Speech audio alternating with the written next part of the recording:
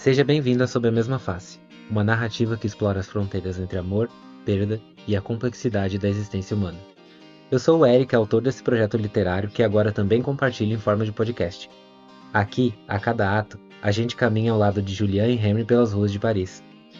Obrigado por me acompanhar na criação dessa história. Então, vamos ao ato de hoje?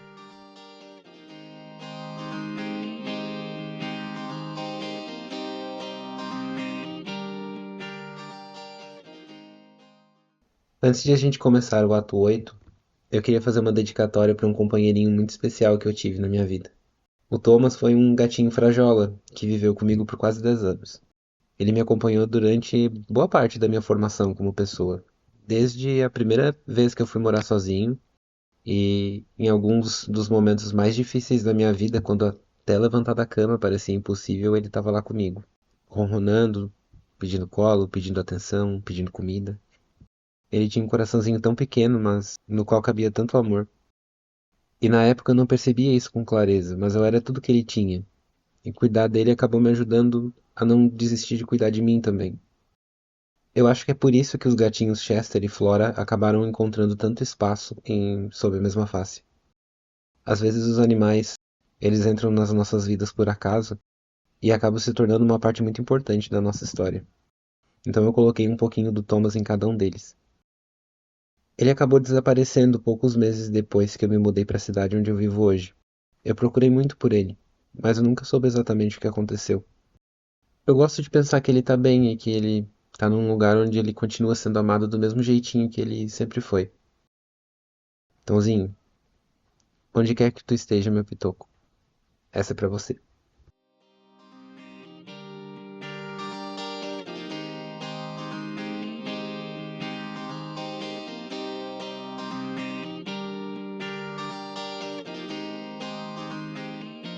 Henry decide começar o dia de uma forma diferente, longe das mensagens acumuladas e da rotina que parece voltar a se repetir.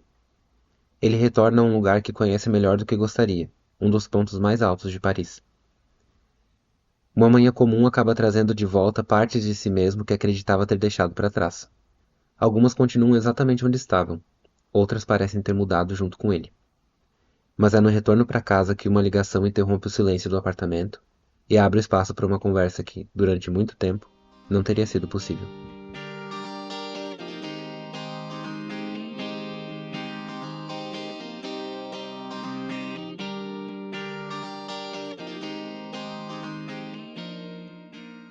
Parte 3. Sob o véu da aparência. Ato 8. Sinto o trem desacelerar antes mesmo do ruído metálico dos freios chegar até mim. O corpo se inclina, acompanha o movimento.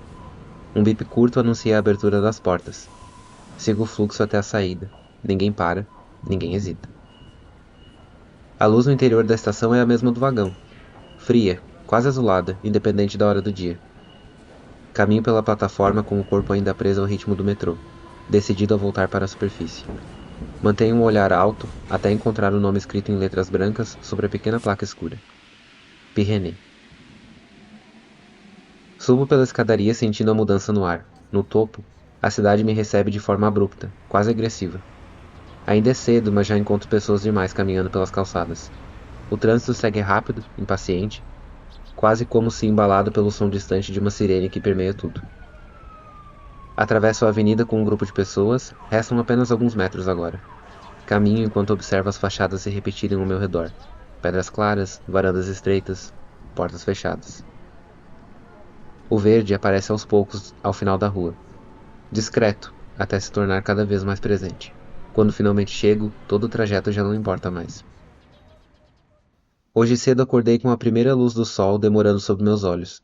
Esqueci de fechar as cortinas na noite anterior, e acabei despertando junto com a cidade.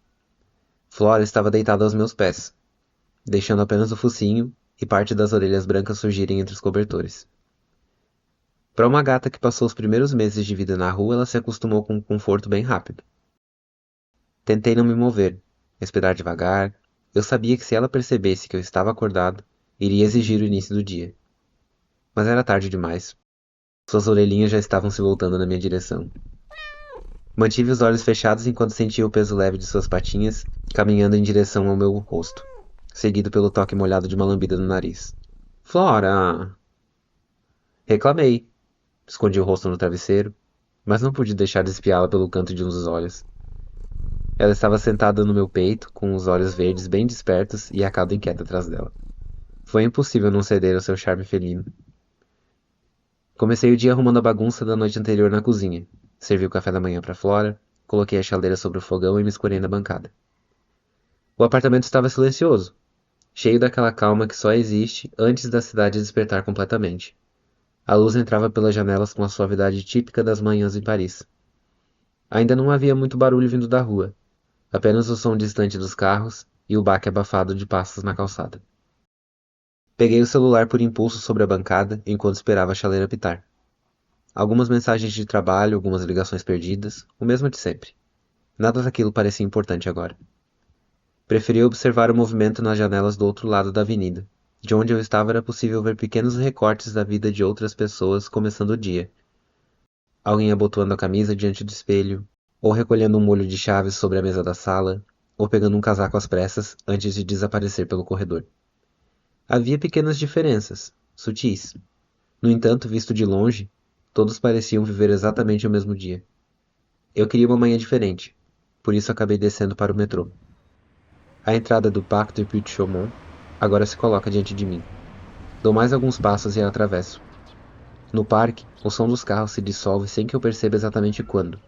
No lugar surgem outros, folhas se movendo, pássaros cantando, meus passos sobre um chão que cede levemente sobre o peso do corpo. Costumava correr pelo parque quase todos os dias, mais pelo movimento do que por qualquer objetivo claro. Já conheço as curvas, as subidas, os trechos onde o ritmo quebra e onde quase para. Era um dos poucos momentos em que o corpo parecia assumir o controle de tudo.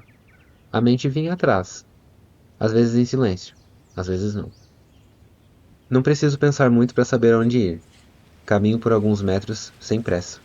Tomo a direção de um dos trajetos que contornam um lago e acelero, enquanto sinto a respiração tentar me acompanhar.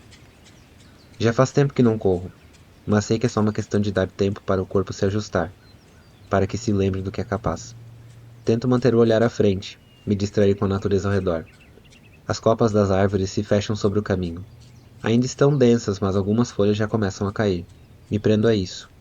Ao som leve que vem de cima, a forma como a luz muda a cada curva, a brisa fresca que me atinge no rosto.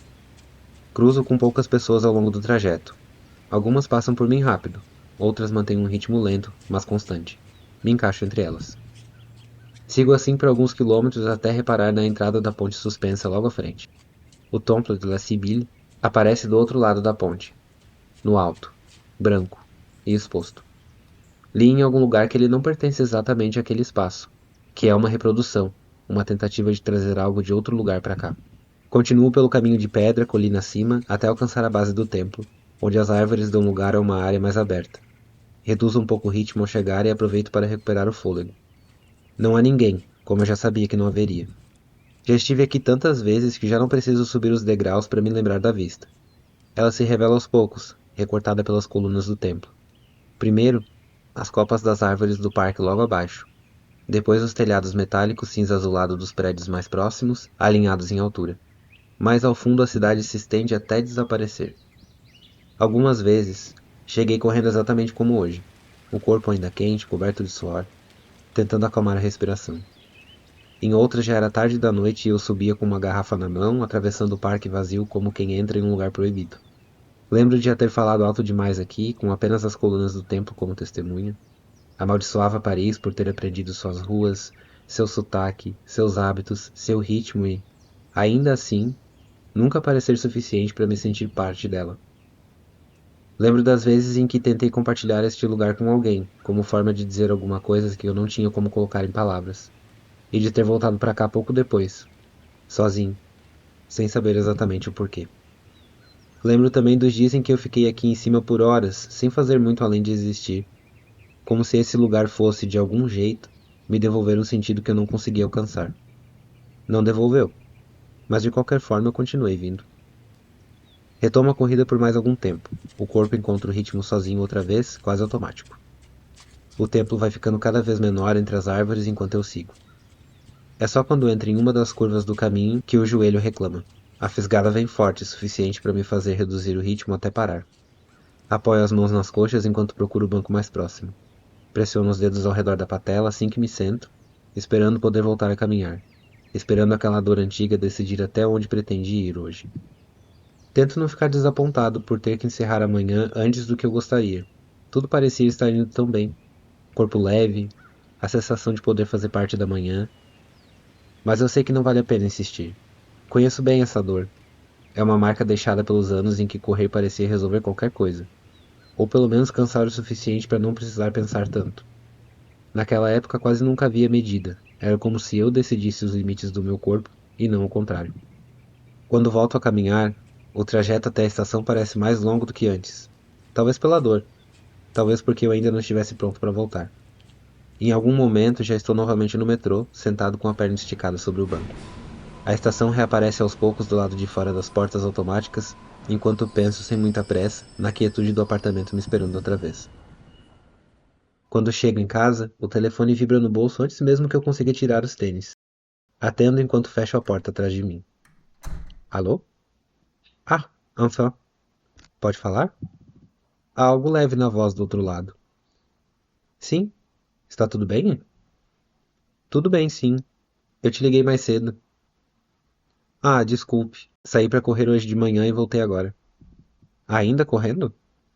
Caminho pelo corredor, a passos mancos, enquanto a escuto falar, procurando por Flora que decidiu não me receber hoje. Tentando voltar, pelo menos. E o joelho? Tá bem, tô tomando cuidado. Ela solta um riso baixo do outro lado da linha. Eu também costumava dizer isso quando era mais nova. Entro no quarto e encontro Flora dormindo sobre a cama, de barriga para cima. Ela se espicha sem abrir os olhos quando me sente por perto. Logo depois, esconde o focinho com as patas da frente, decidida a continuar seu cochilo. E a viagem, como foi? Na verdade, já faz alguns dias que voltei para casa. Ela demora um instante antes de continuar. Foi um pouco estranho no começo. Fazia tempo que eu não ficava tanto tempo longe. Acho que desaprendi um pouco. Me sento ao lado de Flora e passo a mão entre suas orelhas. Entendo. Ainda estamos aprendendo isso.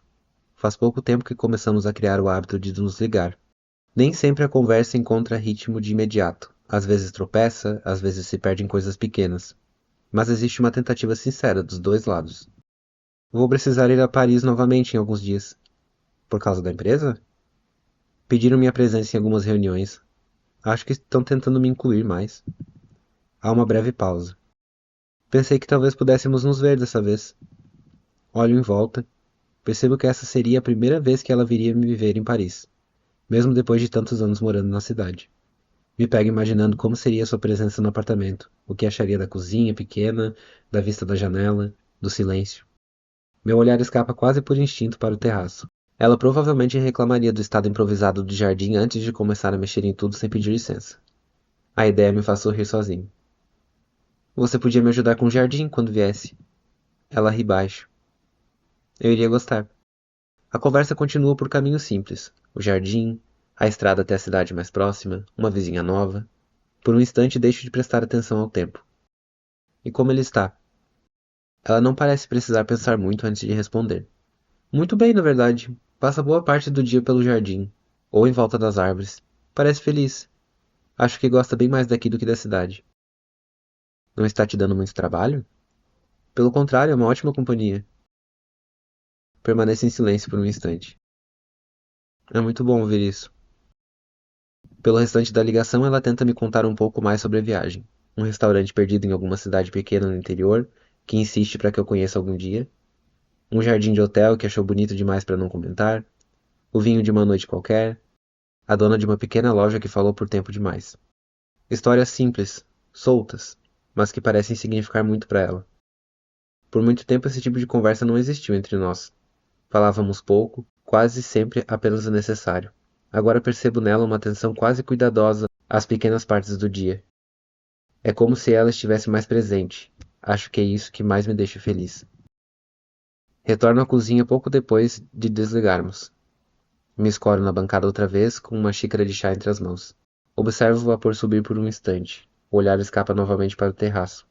Tento imaginar nós dois ali, mexendo nas plantas, transformando aquele espaço do jeito que só ela sabe fazer. Flora aparece no corredor logo depois, ainda sonolenta. caminhando devagar na minha direção.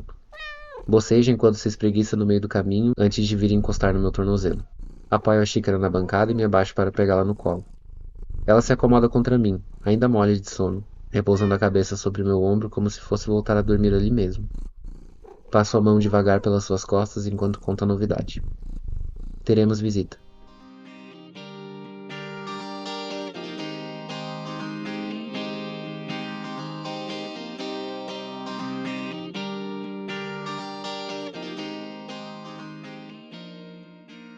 Esse foi mais um ato de Sob a Mesma Face, e eu fico muito feliz que você esteja aqui comigo. Esse projeto é independente, feito com bastante carinho, e cada pessoa que acompanha me motiva a continuar. Se quiser ouvir os próximos atos, é só se inscrever no Substack e nas redes sociais. Nos vemos no próximo ato.